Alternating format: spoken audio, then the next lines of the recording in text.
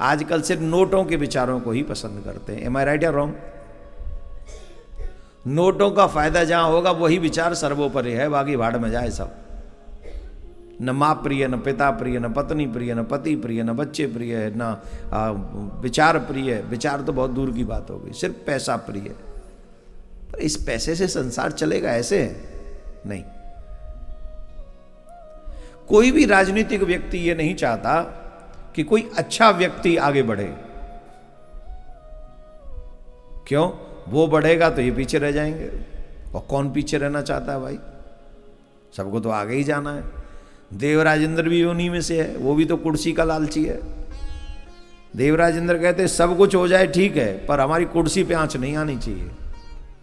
तो जब जब कोई दैत्य तपस्या करता है तो इंद्र का मन सिंहासन पहले हिलता है, फिर बाद में उसका सिंहासन हिलता है।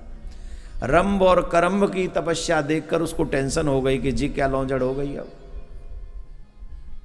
ये तो नहीं होना चाहिए। ये तपस्या कर रहे हैं, निश्चित ये कोई ना कोई आक्रमण करेंगे हमारे ऊपर। तो करम्भ जो तप कर रहा था जल में, इंद्र ने मगरमच्छ का रूप बनाया और छल से उसको वहां मार दिया। मैं ही मार दिया उसको। अच्छा, मारना वो रंभ को भी चाहता था। रंभ तो तपस्या कर रहा था ना वो भी, तो रंभ को मारना चाहता था। तो जब रंभ को मारने के लिए गया इंद्र, तो देखा चारों तरफ अग्नि कवच बना हुआ है। देखो, मंत्र जाप जरूर किया करो, मंत्र में निष्ठा रखा करो। तमाम लोग आपके पीछे पड़े रहते हैं जो जादू टोना टोटका करते रहते हैं, लेकिन जिनके जिह्वा पे भगवत नाम होता है उनके ऊपर कोई जादू टोना टोटका असर नहीं करता, ये ध्यान करो।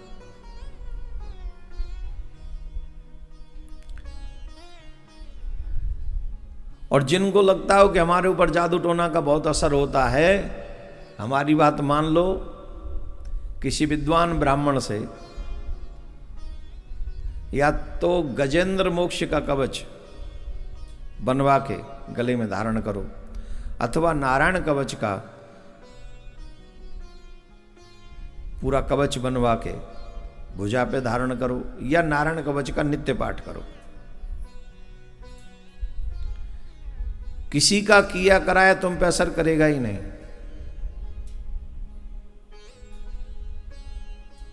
करेगा ही नहीं। अब घर पे क्या असर होगा, कमाई पे क्या असर होगा, ये बाद की बात है, लेकिन तुम्हारे शरीर पे कोई असर उसका नहीं होगा। और सबसे बड़ी संपत्ति तो तुम्हारा ये शरीर है।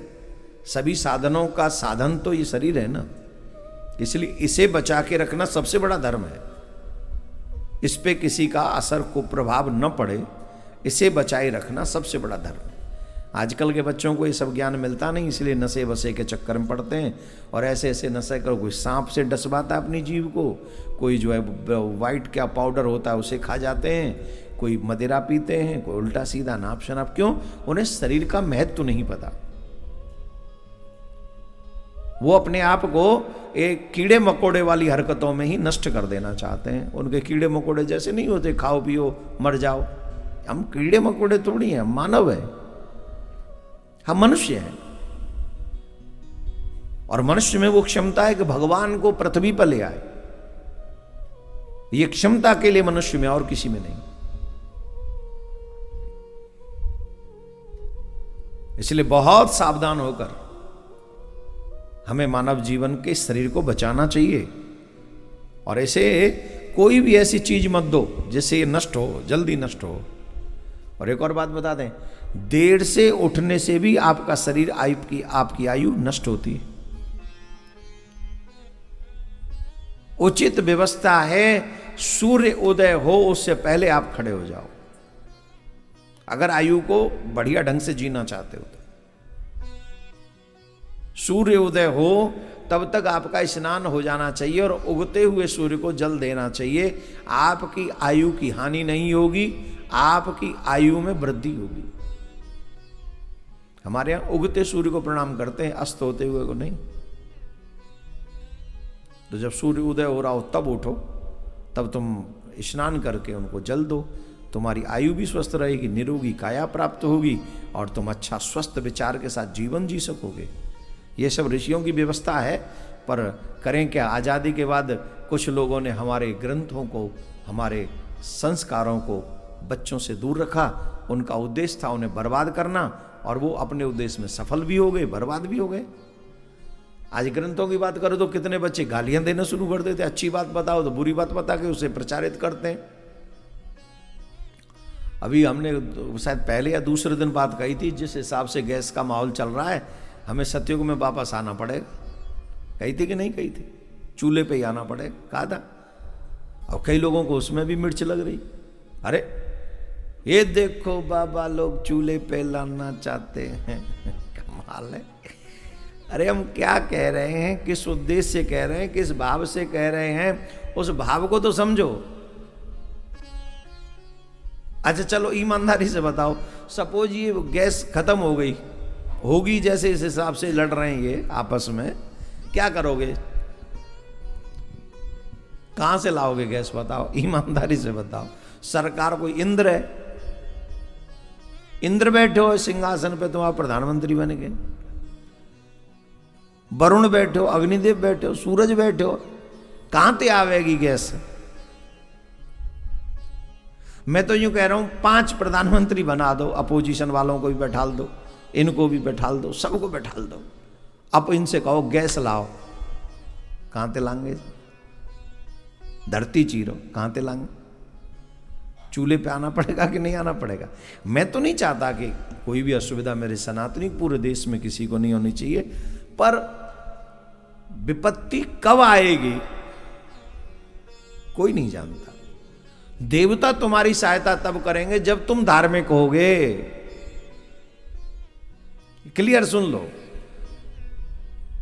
इस पृथ्वी पर देवता तब तुम्हारी सहायता करेंगे जब वो तुम धार्मिक होगे। तुम अधार्मिक होगे तो देवता तुम्हें अपनी हालत पे छोड़ देंगे कि तुम भोगो तुम्हारे कर्मों का फल जो भोगना है। चाहे वो प्रधानमंत्री हो, चाहे तुम हो, चाहे वो मैं हूं। बचेगा प्रधानमंत्री भी नहीं, बचेंगा हम भी नहीं, बचेंगा तुम भी नहीं, कोई नहीं बचेगा। और जो धार्मिक होगा वो गुफा में बैठा हुआ बच जाएगा उस विपत्ति काल में। देवताओं के आश्रित रहने पर, सत्कर्मी होने पर, मंत्रों की शरण ले लेने पर मनुष्य की सुरक्षा होती है। अब देखो ये जो रंभ है ये तपस्या में बैठा है, नहीं पता इंद्र मारने आ रहा है, लेकिन इंद्र प्रवेश नहीं कर सका। क्यों? चारों तरफ अग्नि उनकी रक्षा कर रही थी, रंभ की चारों तरफ से अग्नि प्रज्वलित थी, नहीं मार सका। वापस जाना पड़ा इंद्र को। इंद्र वापस गया, और जब इंद्र वापस गया तो कुछ समय बाद अग्निदेव प्रकट हुए और कहा कि हम तुमसे प्रसन्न हैं, तुम हमसे वरदान मांगो। उसे पता चल चुका था कि मेरे भाई को इंद्र ने मार दिया है। तो रंभ ने कहा मुझे एक पुत्र चाहिए, और वो ऐसा पुत्र होना चाहिए जो देवताओं के दांत खट्टे कर दे, बढ़िया वाला होना चाहिए, पता चले ब्रह्मांड में कि हमारा बालक है।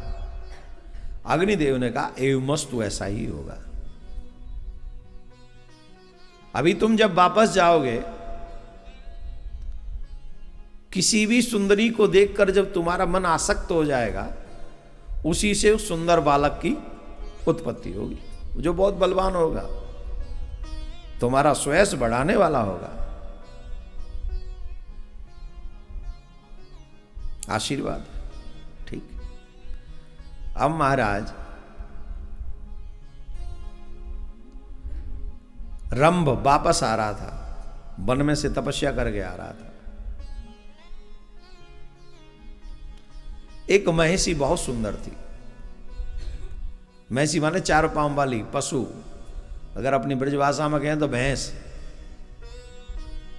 ये तपस्या करके आ रहा था।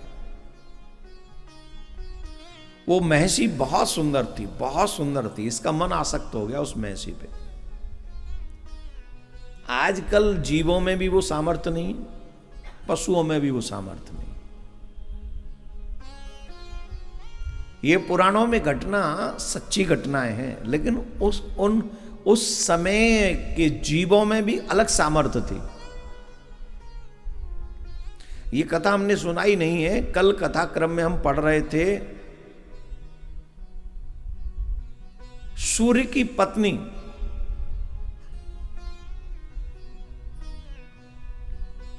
सूर्य की जो पत्नी थी वो सूर्य से प्रसन्न नहीं थी। जानते हो क्यों? क्योंकि वो सूर्य के तेज को बर्दाश्त नहीं कर पाती थी। और सूर्य जब निकलते हैं तो क्या हाल होता है ब्रह्मांड का। अभी देखना 2-4 दिन और रुक जाओ, और जब ये अगर ये छाया वाया ऐसी चली जाए, फिर देखना जब तपेगा सूरज, तो महाराज ये माताएं बहन पूरा मुंह कवर करके चश्मा लगा के यूं डाटा सा बांध, घर में घूंघट नहीं करती, वैसे डाटा बांध के जाते। करो ना करो तुम्हारी मर्जी, हम क्या करें। और चश्मा बसमा लगा के यहाँ पूरा कवर करके, क्यों? अरे सूरज तप रहा है, काला कर देगा। होता है कि नहीं? अब वो बेचारी उनकी पत्नी का क्या हाल होता होगा, उन्हीं के पास में ही रहते। तो बहुत दुखी थी, बहुत परेशान थी वो। विश्वकर्मा की पुत्री बहुत दुखी रहती थी। तो एक दिन रूठ के चली गई अपने पिताजी के यहाँ। पिताजी ने भी समझा बुझा के भेजा, ऐसा नहीं, देवियां तो पिता के घर बहुत कम दिनों के लिए ही सुख पाती हैं, हमेशा के लिए सुख तो पति के घर में देवियों को मिलता है। अब पिता के उपदेश को भी नहीं टाल सकते।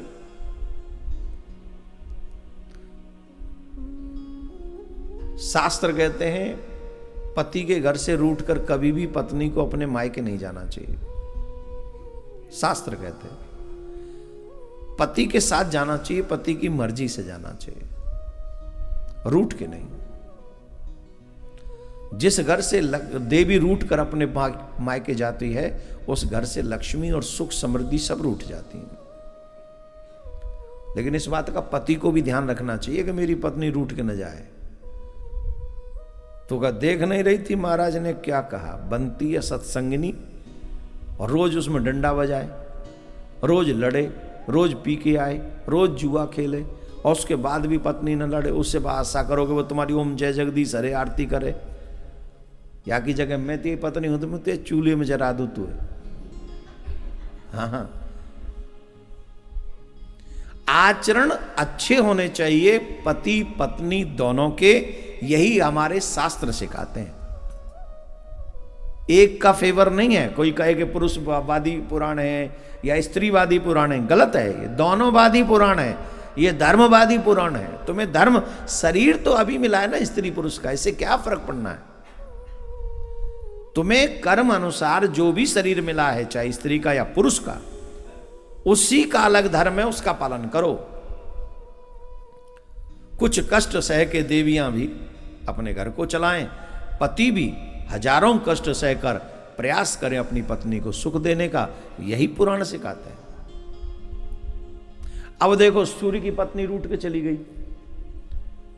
पिताजी ने समझाया ज्यादा दिन तक नहीं रहना चाहिए अपने मायके में, सच्चा सुख तो अपने पति के घर ही है। तो अब पिता से तो बात मान ली कि चलो हम जा रहे हैं, लेकिन वो घर नहीं वापस आई। कहां चली गई जानते हो? घोड़ी बनकर धार्मिक क्षेत्र में तपस्या कर रही हूं। और उस तपस्या किस लिए कर रही? मेरे पति का तेज या तो मैं सहने योग्य हो जाऊं या उनका तेज कम हो जाए। क्या बन के तपस्या कर रही? घोड़ी बन के। अंग्रेजी में उस हॉर्स कहते हैं घोड़े को, उसकी पत्नी को क्या कहेंगे अंग्रेजी में? हैं? सही कह रहे हो, हॉर्स की वाइफ कह लो। घोड़ी बन के तपस्या कर रही हैं। और फिर जब पत्नी नहीं आई तो फिर सूर्यदेव पहुंचे ससुराल। सूर्यदेव ने पूछा देवी कहाँ है? बोले यहाँ आई तो थी, हमने समझा बुझा के भेज दिया है, पर अभी तक पहुंची नहीं। बोले नहीं। तब सूर्य भगवान ने ध्यान किया कि हमारी देवी कहाँ है। तो ध्यान करके देखा कि मेरी पत्नी घोड़ी बन के तपस्या कर रही है। किनकी पत्नी? सूर्य भगवान की पत्नी। ये मैं बात बता रहा हूं कि जो लोग ये भेद समझ रहे होंगे, बताओ ये तो भैंस में ही आसक्त हो गया। इन अर्थ को समझाने के लिए मैं बात समझा रहा हूं आपको।